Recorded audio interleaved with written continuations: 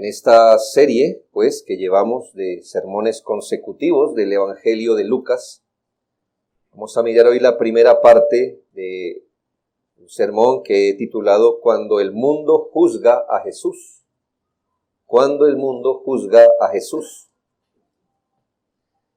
Deseo poner de manifiesto un asunto muy importante, a saber, ¿por qué el mundo tiene conflicto con Jesús?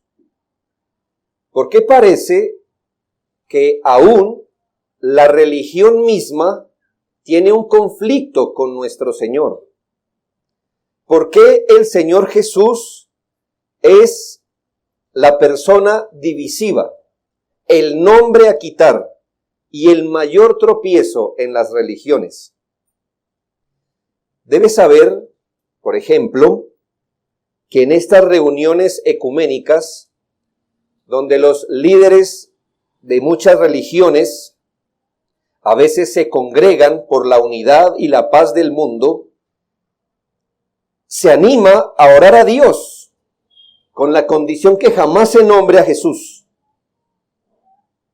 quien es la persona conflictiva del judaísmo, es la persona conflictiva del Islam, como Dios es conflictivo para los testigos de Jehová y mucho más para las religiones que nada tienen que ver con el cristianismo. Nombrar a Jesús pondría a pelear a más de medio mundo. Hermanos, la religión más grande del mundo no es el cristianismo.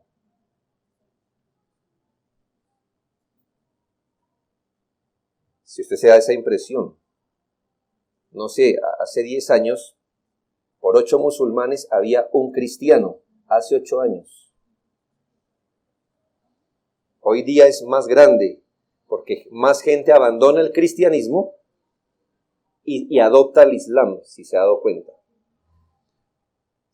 Y justamente, hermanos, la persona más conflictiva para el Islam es Jesús.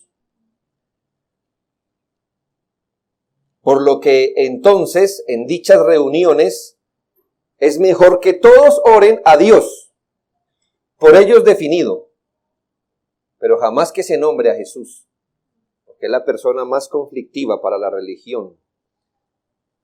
Pero si usted se da cuenta también, de una forma contradictoria, la figura en sí de Jesús es usada para promover los buenos propósitos, la unidad, la misericordia y un sinfín de causas nobles en este mundo. Es más, en el área de la religión, credos tan distintos reconocen en la figura de Jesús un punto de encuentro, de cordialidad, amor y tolerancia. Pero al final del día, el mundo tiene un conflicto con el Señor Jesús, con el Jesús bíblico, ya sea el mundo civil o el mundo religioso. Y la pregunta es, ¿por qué? Déjeme aclarar aquí algunas cosas antes de continuar. Y aquí, cuando hablo de religión, no hago referencia a la verdadera religión, a lo que es la religión en su definición o acepción justa, la que consiste en una conformidad de corazón y vida a la voluntad de Dios. No estoy hablando de la religión verdadera, que consiste en ese principio de vida implantado en el alma y en el obrar de ese principio, en esa religión que consiste en arrepentimiento del pecado y fe en los méritos de un Salvador crucificado. Esa religión que se trata de estar resignado y contento bajo las pruebas y oponerse a los enemigos espirituales. No estoy usando la palabra religión en ese sentido. Nosotros no combatimos la palabra religión, ¿lo sabe? Y cuídese de aquel que le dice, el cristianismo no es religión, es relación. Eso es mentira. Eso es la manera como se mete el ecumenismo en las iglesias. Pues claro que somos una religión. Es más, la verdadera. Pero no estoy usando la palabra religión en ese sentido, en este sermón. Hablo más bien de religión en su sentido general, como la toma el mundo, como cualquier sistema de creencia religiosa, de normas de comportamiento, de ritos, de ceremonias, donde el hombre entra en contacto con su deidad o deidades, cualquiera que sea el caso. Así voy a usar la palabra religión aquí. Y también he dicho, porque el mundo parece no estar cómodo con el Señor, y cuando hablo de mundo, el mundo, porque el mundo juzga a Jesús, la palabra mundo aquí la voy a usar no necesariamente a todas las personas que hay en el mundo. ¿Por qué, hermanos? Porque en este momento hay todavía un remanente de personas en el mundo que sigue y ama al Señor Jesús. Cuando hablo de la palabra mundo en este sermón me refiero a ese conjunto de creencias, valores, filosofías, puntos de vista, toda esa organización que se ha levantado con principios distintos y adversos a la palabra de Dios, que obviamente no flotan en el aire, sino que son encarnados por hombres y mujeres. Pero me enfocaré en este sermón en esa parte del mundo que es religiosa. En el próximo sermón me enfocaré en esa parte del mundo que es civil. Y haré la misma pregunta. ¿Por qué el mundo civil odia a Jesús? Pero hoy vamos a ver por qué el mundo religioso juzga a Jesús. ¿Por qué cuando el Señor Jesús es revisado, evaluado, cuestionado por la religión, siempre sale perdiendo? ¿Por qué cuando el Señor Jesús es inspeccionado, considerado y observado por la religión, siempre sale juzgado y culpable? ¿Por qué? Esto se pone claramente de manifiesto, hermanos, en lo que llamamos el juicio del Señor Jesús, que es el tema que estamos viendo. Como vimos, hermanos, y lo sugerí la vez pasada, nos encontramos que cuando el Señor fue llevado a juicio, no fue llevado a un juicio justo, sino a un juicio injusto, parcializado, un juicio lleno de todas las injusticias e irregularidades que se pudieron dar. Pero para nuestro entendimiento debemos saber que el Señor, si a usted le pasa lo mismo que a mí, tiene que leer mucho para ubicarse, porque eso a veces no sabemos. Lo que pasa es que ningún evangelio procuró darnos toda la visión completa, sino visiones de acuerdo a sus propósitos. Y a veces nos enredamos entre Anás, Caifás y Herodes y Pilatos y todas estas cosas. Y le debo decir algo, hermanos. Nuestro Señor, en esa madrugada que fue entregado por Judas, en ese tiempo entre la madrugada y el amanecer donde cantó el gallo, ¿me hago entender? En esa madrugada el Señor Jesús fue expuesto a 3 juicios religiosos. A 3. El primero con Anás, que yo no sé qué hacía él ahí de metido, hermanos, porque no era nada en ese momento. Caifás, su suegro, era el sumo sacerdote. Mi pregunta es, si Caifás era el sumo sacerdote, ¿por qué le llevan a Jesús a Anás? Yo le voy a dar una explicación. Luego de eso, Jesucristo es llevado ante Caifás, que en ese momento era el sumo sacerdote. Y luego de eso, el Señor es llevado ante el Sanedrín, lo que para todos era el primer procedimiento, no el último. Pero así fue. Y también le debo decir que después que canta el gallo, cuando amanece, el Señor es llevado a 3 juicios civiles. 3 juicios religiosos, 3 juicios civiles. Pero por ahora concentrémonos en los 3 juicios religiosos, por así decirlo. Si usted quiere adelantar eso, hermano, le toca comparar todos los evangelios, ¿ya? Pero con esta guía ya sabe cómo ubicarse. Primero Anás, que había sido sumo sacerdote hasta el año 15 después de Cristo. Lo reemplazó Caifás, que era su yerno. Yo para estas cosas soy yerno, ¿verdad? Y luego delante de todo el Sanedrín. Como ve, hermanos, Lucas si usted estuvo atento, Lucas no nos va a relacionar los dos primeros juicios, sino el último, ¿verdad? Porque él tiene un enfoque, ¿me hago entender? Y nos relaciona ¿por qué, hermanos? Lo sabemos porque el gallo canta una tercera vez, ya iba amaneciendo, y ya tiene esto un contexto. Pero nos toca apoyarnos en los demás evangelios para mirar. Estudiosos en la Biblia han determinado, habiendo hecho estudios exhaustivos, han determinado y comprobado que todo el sistema legal judío fue violado con el Señor Jesús. Hermano, el judaísmo se ufanaba no solo de ser la verdadera religión, sino la más importante, y de tener un sistema legal de lo más justo que había sobre la tierra. Así que, por así decirlo, su código penal, sus leyes para juzgar a un culpable eran muy meticulosas, de tal manera que no se dijera que el sistema judicial de ellos había corrupción. Pero, hermanos, los estudiosos han comprobado que en más de 10 asuntos ellos violaron su propio código legal con el Señor Jesús. Eso le indica a usted varias cosas, que nos estamos encontrando delante de un sistema corrupto. Nosotros no sabemos de eso y por eso nos toca mirar en la antigüedad, ¿verdad? Para conocer casos del sistema judicial corrupto, tan ajeno que es para nosotros hoy eso.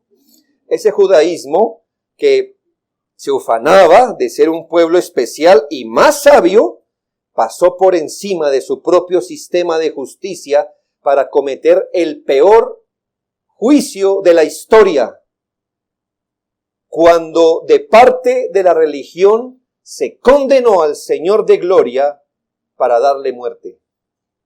Cuando usted, por ejemplo, en la misma Biblia compara los diferentes juicios a los que fueron sometidos hombres de Dios, usted leyera, por ejemplo, las diferentes instancias a las que fue llevado el apóstol Pablo, usted se pregunta, ¿por qué con el Señor no se hizo esto?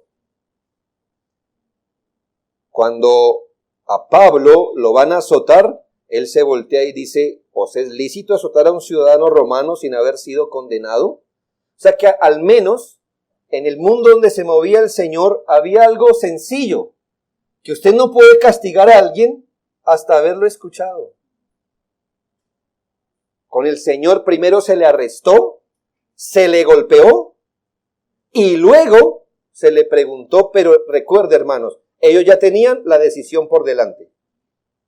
O sea, no eran unas preguntas para resolver qué hacer con él. Ya la decisión de matarlo había sido tomada.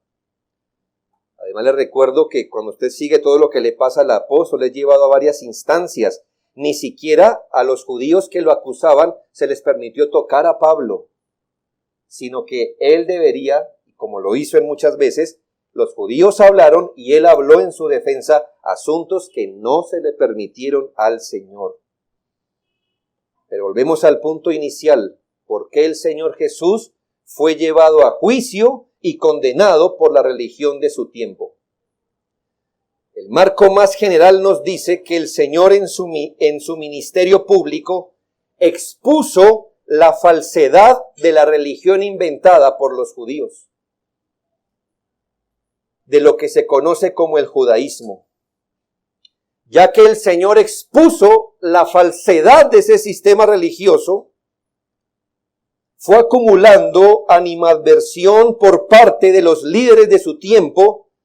Hermanos, recuerde, él expuso los vicios de una religión de apariencias, de mostrar, de figurar. El Señor expuso esa religión exhibicionista, basada en ritos, trajes, ofrendas externas. Debió ser porque el Señor señaló la religión desprovista del verdadero espíritu de la religión. Aquel sistema religioso donde no importa cómo se viva, desde que se observen los ritos instituidos por esa misma religión. El Señor en su ministerio señaló y descalificó la religión orgullosa, la que lo deja a uno soberbio y no humillado delante de Dios. El Señor expuso aquella religión selectiva, donde el hombre se atribuye la capacidad de decidir qué obedecer y qué no obedecer. El Señor puso en evidencia esa religión evasiva con la que aquellos procuraban deshacerse del yugo de Dios en vez de llevarlo en obediencia sacrificial. El Señor denunció y señaló con firmeza esa religión partidista con la que ellos querían ganar discípulos para ellos, no para Dios. El Señor puso de manifiesto esa religión que hace tropezar a los demás, atravesando ritos que Dios no ordenó y atravesando tradiciones no prescritas por el Señor. El Señor señaló esa religión que procuró atar cargas más pesadas para los demás que ni los líderes religiosos querían mover con el meñique. El Señor expuso esa religión que puede convivir a la par con grandes crímenes. Por ejemplo, ofrendas junto con homicidios, sacrificios junto con inmoralidades, oraciones junto con robos. ¿Por qué la religión juzga a Jesús? Porque el Señor expuso la falsedad de esa religión. Ahora yo le pregunto, ¿por qué cree que hoy día el mundo religioso juzga a Jesús? Si no es por lo mismo, hermanos. El mismo Señor, hoy día, así como lo estuvo antes, hoy día está en contra de ese tipo de religión que se ha inventado el hombre. No importa la bondad, la fachada de bondad que aparente tener tal o cual religión. Si es inventada por el hombre, el Señor Jesús estuvo en contra y está en contra de cada religión inventada por el hombre. No importa cuán bondadosa parezca ser. Uy, hermano, así al ojo, dígame si un monje por allá no parece más tranquilo que un cristiano. Sí. Esa gente que se la pasa todo el día levitando en una hoja en una hoja, ¿cómo se llama? Una flor de loto, gracias. Vagos que no hacen nada, pero vean, inofensivos. Bueno, y el Señor siempre va en contra de la religión que se inventa al hombre, no importa la fachada de bondad que tenga. El Señor, así como lo hizo, hoy día sigue exponiendo la religión de lo externo. Eso de que lo importante es cómo usted se vea, lo que demuestre en detrimento de lo interno. El Señor sigue exponiendo hoy esa religión dominguera, hipócrita, de fiestas, ritos, inventados por el hombre, que en lugar de humillar al hombre, lo vuelven más soberbio y más seguro de sí mismo. El Señor sigue hoy día yendo en contra de aquella religión que lo deja a uno con un sentido de falsa seguridad por lo que uno hace.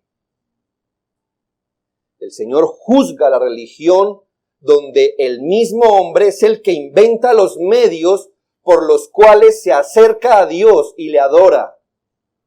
Eso no solo lo hizo una vez, lo sigue haciendo hoy.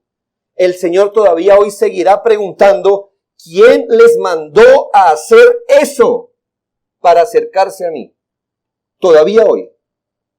El Señor sigue señalando esa religión selectiva, esa doctrina que los hombres recortan a su medida, esa religión construida con las cosas que quieren obedecer y desechando las que no. El Señor hoy día sigue en contra de la religión que empodera al hombre, esa de siembras, de pactos y decretos, esa religión que se pone por encima de Dios a darle órdenes. Esa religión que pretende manipular a Jesucristo y hacerlo un siervo del hombre. El Señor es Señor de todo o de nada. El Señor sigue exponiendo esa religión de marcas registradas, de compañías, de estructura multinivel, de espíritu de multinacional. El Señor, así como lo estuvo hoy día, está en contra de las religiones donde se esclaviza al hombre, a los mandatos del hombre. Llámese papa, rabino, líder o apóstol. No interesa. El Señor sigue reprobando esa religión que convive con la pedofilia, con las violaciones, el abuso, el adulterio, el robo, los homicidios, las mentiras, la idolatría. Aún el Señor sigue reprobando la religión que puede convivir con la transgresión del día del Señor.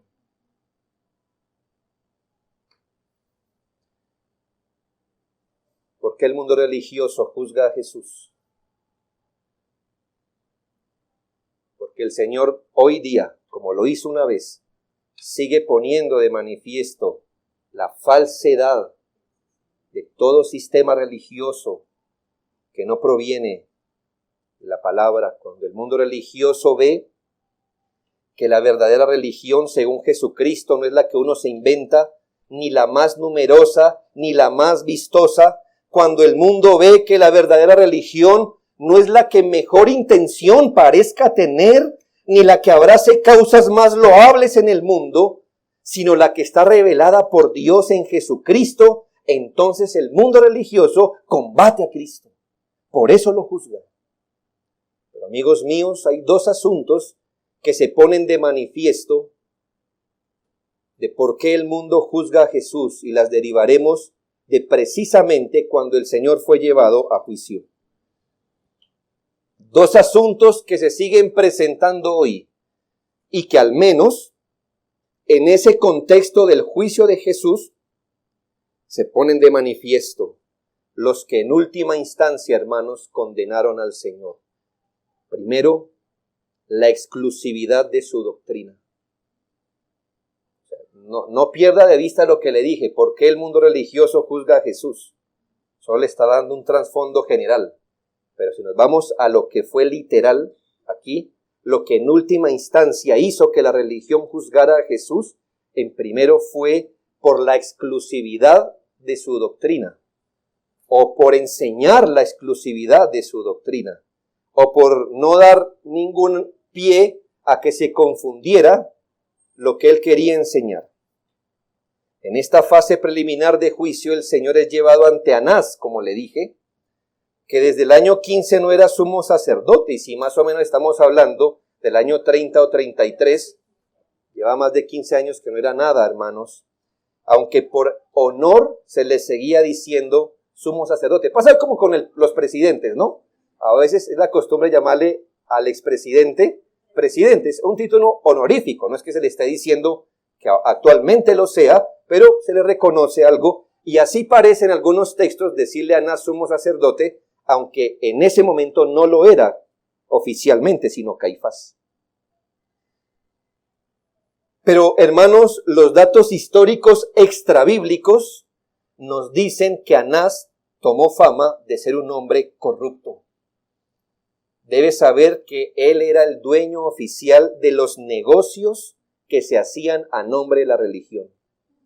Hermanos, la historia dice que él era dueño de todas las carpitas que se colocaban afuera y en el atrio para vender los sacrificios autorizados, para hacer los cambios de moneda. Él era, hermanos, e históricamente se sabe que la ganancia, hermanos, era enorme. Ese hombre tenía mucho dinero y mucho poder, que podía mirar a los ojos a las autoridades civiles. ¿Ya? Usted no hace eso si no tiene brazo económico. Imagínese entonces el desafío cuando el Señor, al menos 2 veces que sepamos por los evangelios, una vez iniciando su ministerio, una vez 3 años después, fue al templo y volcó todo eso y denunció eso como hacer de la religión una cueva de ladrones. Así que, hermanos, Anás le tenía ganas. Un negocio de mucho dinero para su momento. En Juan 18, 19 al 24, dice: Y el sumo sacerdote, aquí se le llama así Anás, preguntó a Jesús, y escuche la pregunta acerca de sus discípulos y de su doctrina. ¿Sí nota el punto? ¿Sí nota lo que le preguntó? En eso consistió el juicio con Anás. Es decir, lo podemos entender así. Le preguntó acerca de los discípulos y por qué creían ellos esto. ¿Cuál era su doctrina? Jesús le respondió, yo públicamente he hablado al mundo. Siempre he enseñado en la sinagoga y en el templo, donde se reúnen todos los judíos, y nada he hablado en oculto. ¿Por qué me preguntas a mí? Pregunta a los que han oído. ¿Qué les haya yo hablado? He aquí ellos saben lo que yo he dicho. Cuando Jesús hubo dicho esto, uno de los alguaciles que estaban allí le dio una bofetada diciendo, ¿así respondes al sumo sacerdote? Jesús le respondió, si he hablado mal, testifica en qué está mal, y si bien, ¿por qué me golpeas? Anás entonces le envió atado a Caifás, el sumo sacerdote. El punto de juicio, de ese primer juicio, fue la doctrina de Jesucristo. Esa doctrina distintiva. Y el Señor, cuando fue cuestionado acerca de su doctrina, se negó a testificar a favor de sí mismo y remitió el juicio a todos los que le habían oído. El Señor dice, nada he hecho en oculto. Como la idea, hermanos, de este juicio, llamémosle un juicio preliminar, todo injusto, era incriminarlo con sus propias palabras, usando un tecnicismo raro, debido a que esto no era un juicio, sino que ya en mente el Señor ya había sido juzgado a muerte, además que era ilegal, el Señor hizo algo maravilloso. Recuerdo, hermanos, por boca de 2 o 3 testigos, conste toda palabra, y el Señor puso de testigo de su doctrina a todo el pueblo. No tengo un testigo, no tengo 2, como ustedes me están haciendo a mí. De mi doctrina le puede decir todo el mundo, porque yo no he predicado en secreto. Cualquier judío que viva en esta época sabe lo que yo he enseñado. Pero quiero señalar el punto principal, y es que había algo que tenía con rabia a los líderes religiosos de su tiempo. ¿Qué era? Su doctrina, su doctrina. Por eso es que no aceptamos que cristianismo es una relación, una religión. No, es que nuestro cristianismo tiene un punto doctrinal. Tiene principios, tiene verdades, preceptos que se deben atender. No es simplemente entrar en relación con el Señor. Una relación basada sobre principios, preceptos. Había algo que les inquietaba y los tenía rabiosos. Y era lo que el Señor enseñaba. Mientras que Lucas 4:32 dice que todos se admiraban de su doctrina porque su palabra era con autoridad. Así que el pueblo empezó a ver, esta es la doctrina de los líderes religiosos, esta es la doctrina de Jesucristo. Y dice que se admiraban de la doctrina del Señor. Él, nuestro Señor, denunció a los líderes de Israel por estar enseñando como doctrinas mandamientos de hombre. Mateo 15:9.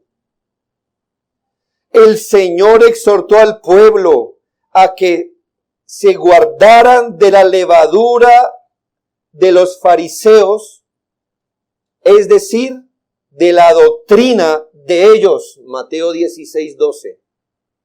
El mismo Señor enseñó con claridad y no entre sombras. Juan 7:16. Mi doctrina no es mía, sino de aquel que me envió. Note lo que hace el Señor en todo su ministerio. Él enseña verdades, principios. ¿Me hago entender? Puntos que usted puede entender, que puede diferenciar de otras ideas. Y el Señor le dice que mientras ustedes, le decía a los líderes, mientras ustedes han hecho su religión inventada por ustedes, es más, han sabido subordinar la palabra a su tradición, el Señor decía, en cambio, mi doctrina no es mía, es de Dios, al que ustedes llaman Padre, pero ustedes ni le conocen. Es más, dijo, cuídense de la levadura de los fariseos, es decir, cuídense de la corrupción doctrinal de ellos. Puso a todos a hacer una evaluación de corazón en Juan 7:17. El que quiera hacer la voluntad de Dios, conocerá si la doctrina es de Dios o si yo hablo por mi propia cuenta. Es decir, usted va a saber si está en la sana doctrina en tanto me siga o no. ¿Ya ve en los términos que lo puso? Por eso, antes Marcos 11:18 dice: y lo oyeron los escribas y los principales sacerdotes y buscaban cómo matarle porque le tenían miedo por cuanto todo el pueblo estaba admirado de su doctrina. Esto es muy relevante, hermanos, para hoy día. El Señor dejó bien en claro que su doctrina no era la misma doctrina del judaísmo. Eso ayer y hoy pasa igual. Hay gente que dice que el cristianismo y el judaísmo parecen lo mismo, y hay gente hoy día enseñando que debemos ver a las raíces, lo que se llama judío mesiánico. Gente que hoy está hablando como que se le llama, ¿no? Hebrañol.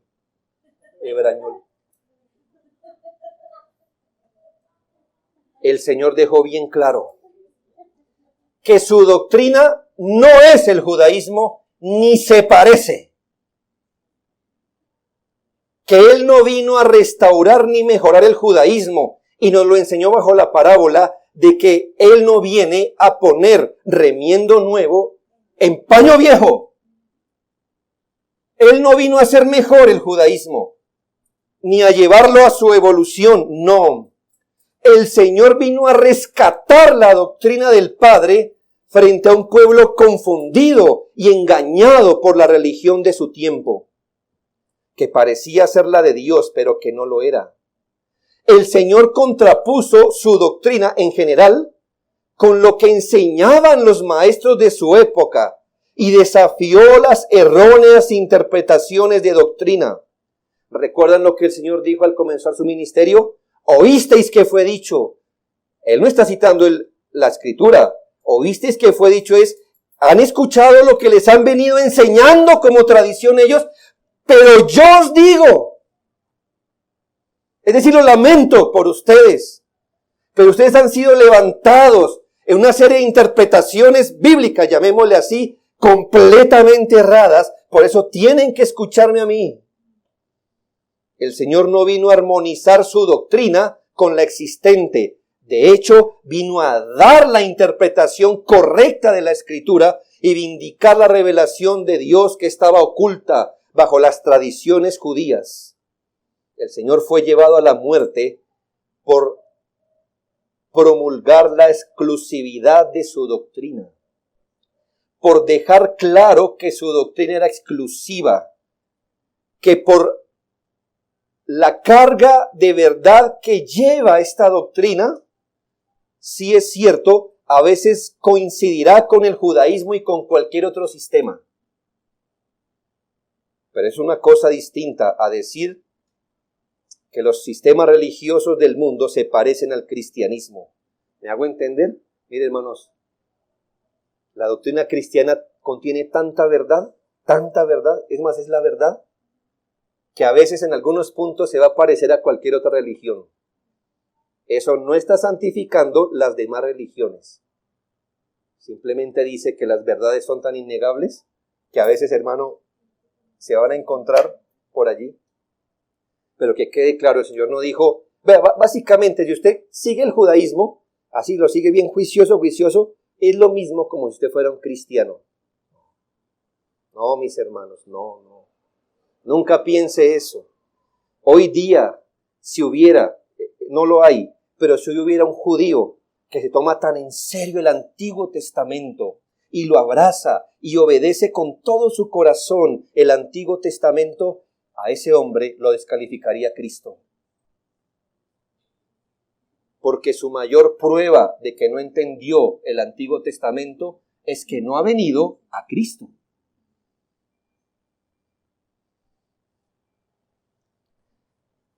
El Señor fue llevado y enjuiciado por su exclusividad. de doctrina. ¿Sabe? Exclusividad hace referencia a ser excluyente. Es decir, hermano, que si algo es exclusivo, no le pertenece a otro, sino, hermanos, la palabra exclusividad descalifica todo lo demás. Eso es otra manera de decir que cuando el Señor dijo, esta es mi doctrina, ¿qué estaba haciendo con las demás? Las estaba excluyendo. Oh, hermanos, mire. Como ve, el asunto se vuelve conflictivo. Porque hace 2000 años apareció el Señor diciendo, a mí no me compare, ¿sí? Mi doctrina es esta, y esta es verdadera porque viene del Padre. Así no haya dicho más, ¿qué le dijo a los demás sistemas religiosos? ¿Cómo los dejó? Falso. Si lo mío es verdadero, implique usted lo falso. ¿Qué es lo falso? Lo que no es mío, según el Señor. Si esto sonó tan estridente hace 2000 años, imagínese cómo se vuelve el asunto de conflictivo por el concepto antónimo de exclusivo. Inclusivo. Ay, hermanos, piense, si Cristo no hubiera hablado, si se hubiera limitado a hacer el bien, a sanar al enfermo, a multiplicar la comida, a sonreír, a alzar los niños, darles un beso en la frente, ¿por qué habría de ser enjuiciado por la religión si todas las religiones aman eso? Pero el Señor abrió la boca. El Señor habló. Dio conceptos, definió, precisó puntos de creencia. Se basó en la palabra, le importaron las comas y los puntos y las tildes de la ley. Y siempre y generalmente antepuso o terminó una conversación con escrito está. Su vida no fue filantrópica. Él no vino a arreglar los males civiles ni las desigualdades sociales. Habló de lo que es espiritualmente correcto, del único camino de salvación, de la única vía para entrar en comunión con el único Dios que existe. Habló de lo que es moralmente correcto y de lo que es moralmente incorrecto. Habló de lo que es justo, santo y bueno y de lo que no es. Él delimitó con claridad, hermanos. Habló. Dijo que sus palabras eran el verdadero fundamento de la vida al decir así, si usted toma mis palabras y las hace su fundamento, usted es inamovible. Pero si no toma mis palabras y las hace el fundamento, cualquier viento se lo lleva. Así colocó sus palabras de importancia. El Señor señaló el pecado. Ay, hermano, es que él no es ese tipo de personas. Perdóneme, hermano, si le ofendo. Si usted ha amado esto, pero perdóneme. Pero él no tiene nada que ver con ese personaje afeminado de las películas que nos muestran en Semana Santa.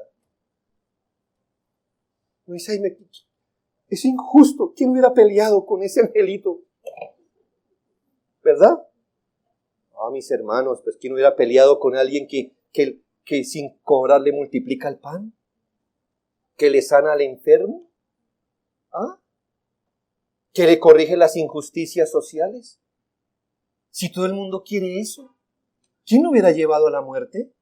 Ah, hermanos, Él habló, Él definió, Él predicó y Él dijo, esto es correcto, esto es incorrecto, esto es blanco y esto es negro.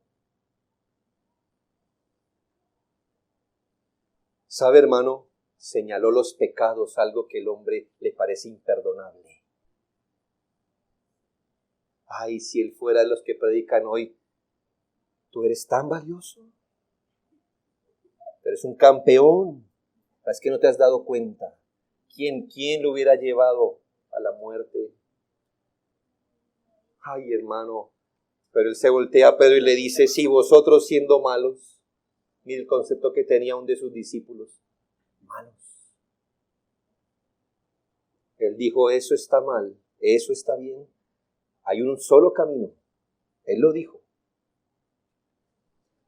Él habló de la incapacidad del ser humano y él se puso en el centro de todas las respuestas.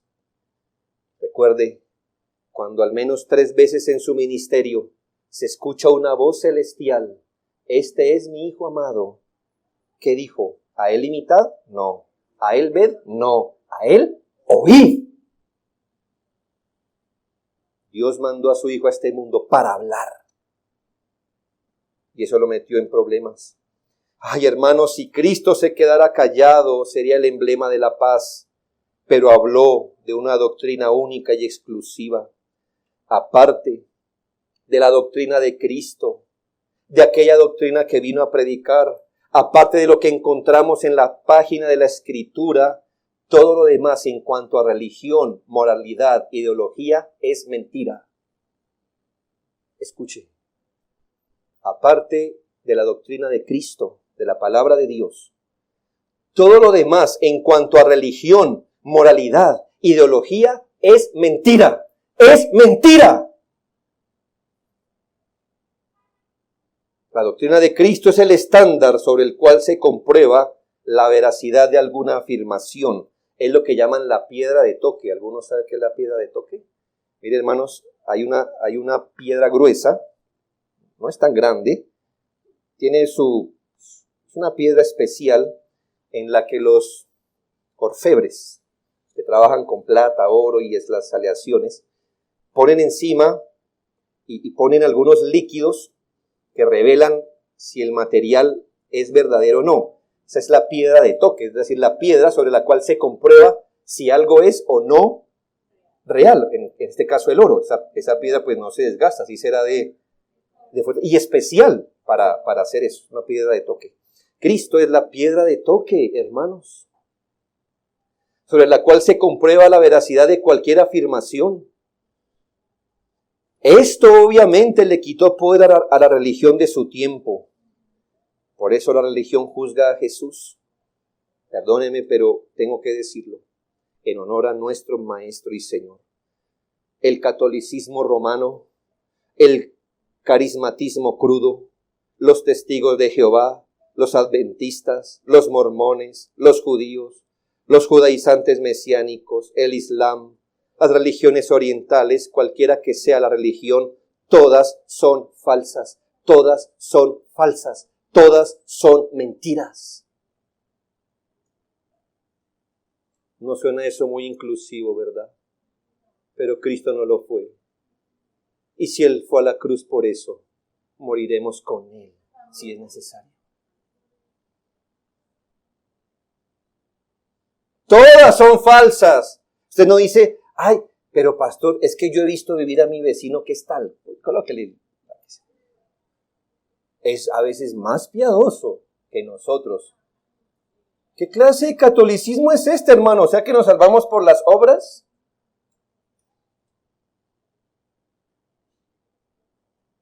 Hermanos, hoy día es necesario decir que no todas las religiones están en lo mismo. Alguien dice, todos los caminos conducen a Roma. Y yo digo, amén. Pero a Roma.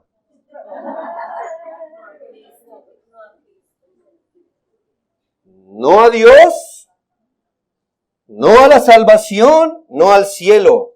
Porque hay un solo camino y el Señor lo dijo claramente. Yo soy. Solo la palabra de Dios. A los niños, a sus niños, se les va a enseñar a ser inclusivos. Se levantará una generación donde el negro y el blanco les parezca igual.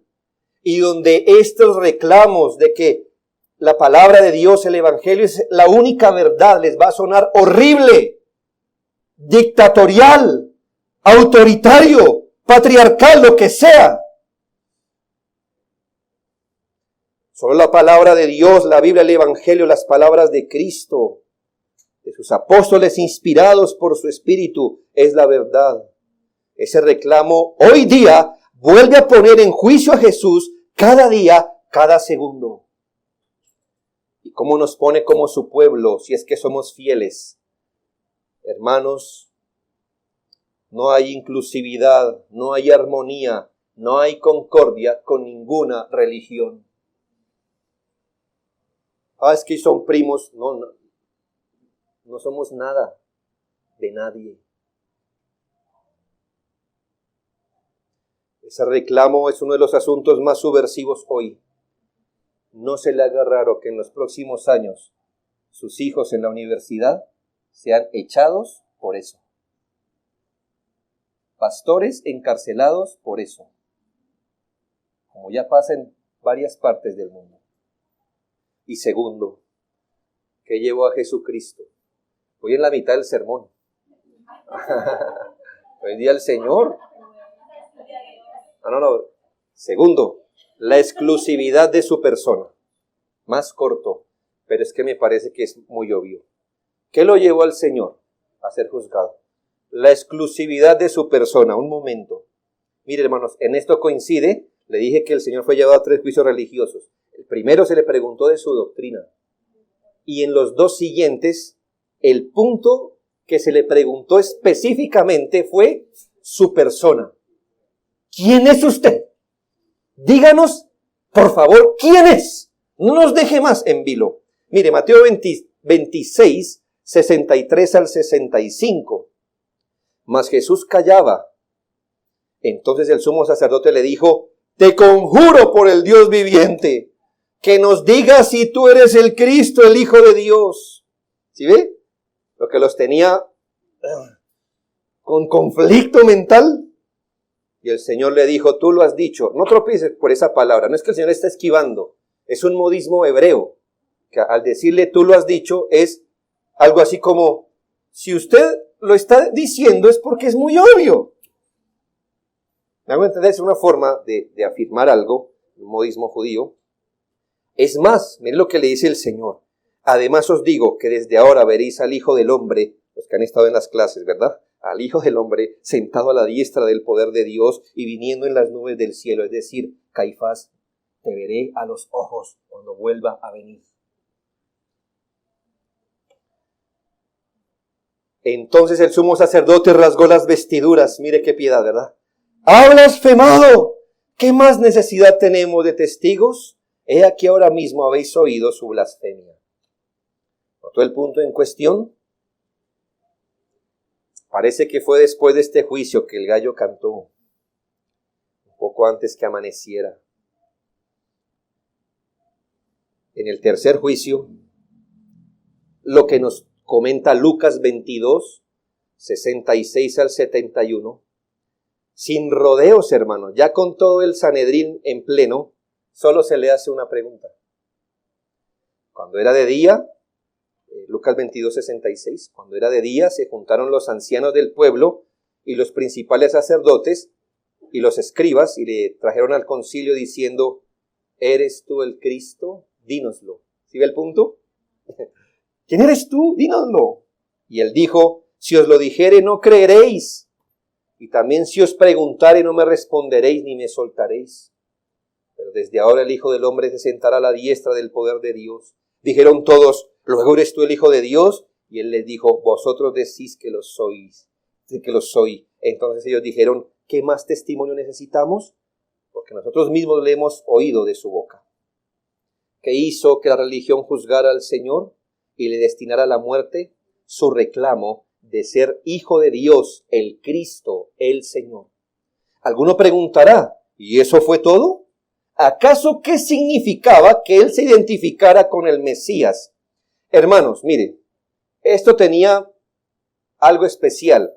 Si el Señor se hubiera identificado con el Hijo de Dios o como el Cristo, pero hubiera traído un ejército, soluciones políticas, condiciones de prosperidad material, estableciendo un reino de paz y justicia en el mundo, no hubiera sido enjuiciado, porque ese era el Cristo que ellos esperaban. Así que ellos hubieran aceptado que ese judío, así, sin nada, hubiera dicho: yo soy el Hijo de Dios, soy el Cristo, si hubiera cumplido sus expectativas materiales. Hermanos, el Mesías al venir sí haría esto, pero no en su primera venida. El Mesías hará eso, ¿sabe? Vendrá a la tierra a establecer un reino de paz y justicia, pero cuando venga, por segunda vez. La primera venida vino a tratar con el pecado Y eso era lo que nadie esperaba. Que en vez de decirles, aquí hay un reino mejor, les dijera, tienen que tener un corazón mejor. Y en vez de mirar las injusticias de la vida, los puso a ver las injusticias de su propio corazón. Eso fue lo que ellos no vieron. Ciertamente esto pasó. Su primera venida fue una cruzada de misericordia para salvar al hombre de sus pecados, sobre la base de su sacrificio en la cruz. Ciertamente el mundo seguiría al Mesías. Es más, en Juan 6 se nos dice, usted sabe el relato, cuando multiplicó el pan y todo, dijeron, he aquí nuestro rey. ¿Sí ve el tipo de expectativas que tenía? Pero no esperaban un Señor, un rey, un Mesías, que exigiera ser Señor de la conciencia, dueño de la vida, que con su palabra sometiera al hombre a una vida justa para con Dios. Usted puede corroborar que eso no ha cambiado hoy día. El mundo ama al niño que llora en el pesebre, no al adulto que llama a los hombres a llorar por sus pecados en arrepentimiento bajo amenaza de condenación. Hoy el asunto es igual, hermano. Si el niño se mantiene llorando, lo amamos. Pero si el adulto habla, es mejor el Antón Tiruriru que el Evangelio para las conciencias pecadoras. ¿Se ha visto la verdad que maneja Antón Tiruriru? ¡Oh, qué verdad preciosa!, ¿verdad? Antón Tiruriruriru. Antón Tirurirura. ¡Ah, claro! Gente es llevada al arrepentimiento cantando eso.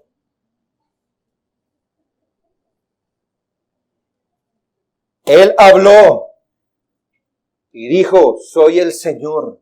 O se rinde ahora o lo rendiré después. Se rinde ahora para ser salvo o lo rindo mañana con vara de hierro.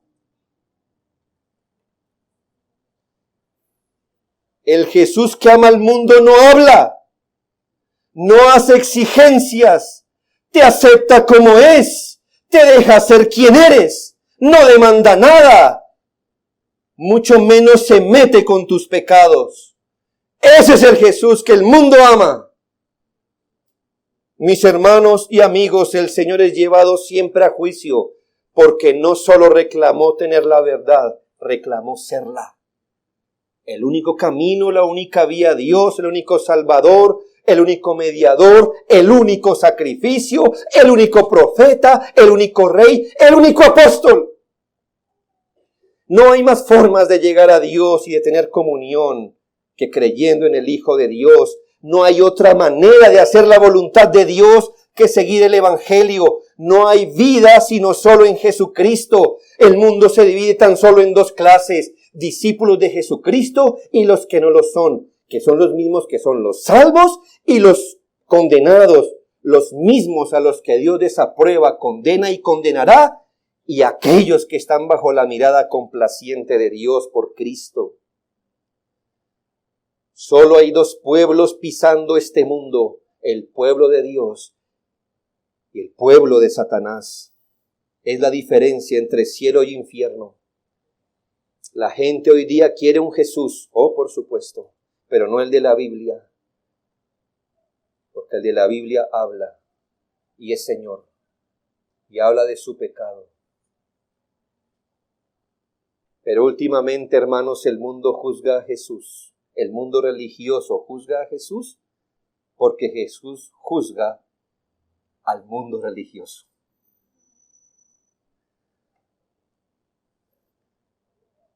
Jesús juzga todas las religiones. Por eso las religiones juzgan a Jesús. El Señor juzga todo aparte de aquella religión que nace, se estructura y se desarrolla desde su propia revelación. El mundo religioso no es neutral con Cristo porque Cristo no es neutral con el mundo religioso. Si para el mundo Jesús es conflictivo, es porque de hecho Jesús es conflictivo para cualquier sistema de pensamiento o religión. Hermanos, si venir a Cristo fuera venir al que puede sanar tus heridas, tu dolor, tus traumas, darte motivación, llenar tu alma y cosas así, ¿quién combatiría a ese Jesús? Nadie. Pero Jesús reclama ser el salvador del pecado. Confrontará su pecado. Confrontará sus hábitos. Confrontará su condición espiritual. Llama a los hombres a morir ante Él para vivir, para que no tengan que morir eternamente sin Él. ¿Qué podemos añadir, hermanos? Ya tiene usted una manera de comprobar la predicación fiel del Evangelio. El Evangelio popular no existe. ¿Entiende este concepto? Mire, hermano, yo me asombro cuando gente que es adversa al Evangelio abarrota las iglesias donde se predica el Evangelio. Yo digo, aquí hay alguien que no ha entendido. O estos no están entendiendo nada del Evangelio, o aquellos no están predicando nada del Evangelio. Pero hermanos, el Evangelio popular no existe. No existe. O es Evangelio, o es un mensaje popular. Existe el Evangelio bíblico que confronta el pecado, que señala la incapacidad del hombre. Pero hay algo que hace aún más divisivo y conflictivo, hermanos. Y es que a menos que un individuo en arrepentimiento vuelva sus ojos a la cruz de Cristo, esto es, que entienda y considere la muerte en sustitución de Jesucristo y se aferre a ella con fe como la única fuente de su justicia, a menos que esto se haga, el hombre morirá en pecado. Este es el gran tropiezo de Cristo, el enorme tropiezo para la religión, que mientras todas dicen, haz esto y vivirás, el Evangelio dice, no puedes hacer nada para vivir, solo cree en el que hizo todo para la salvación, derramando su vida en la cruz. ¿Por qué? Porque esta es una religión que no nos deja en pie sino postrados, no al mando sino dependientes. Esto es lo que el apóstol le llamó el tropiezo de la cruz. Termino con una cita de John Newton. Dijo, ciertamente hay una manera de hablar de Dios y de la bondad, de la benevolencia y de la moralidad que el mundo soportará bastante bien. Pero si predicamos a Cristo como el único camino de salvación, si dejamos al descubierto los horrendos males del corazón, si decimos a nuestros oyentes que están muertos en delitos y pecados y que no tienen mejor base de esperanza en sí mismos que los más viles malhechores, si decimos aún a los más virtuosos y morales, así como a los más disolutos, que a menos que nazcan de nuevo y se hagan partícipes de la fe viva y consideren todas las cosas como pérdida por la excelencia del conocimiento de Cristo, no pueden ser salvos. Entonces, esto es lo que el mundo no puede soportar. Seremos llamados bribones, tontos, fanáticos, poco caritativos y decenas de nombres ásperos. Si como cristianos no hemos recibido un tratamiento tan despectivo como este, debemos sospechar si es que hemos recibido verdaderamente el Evangelio. ¿Por qué? Porque la ofensa de la cruz no ha cesado hasta el día de hoy. Que el Señor nos ayude.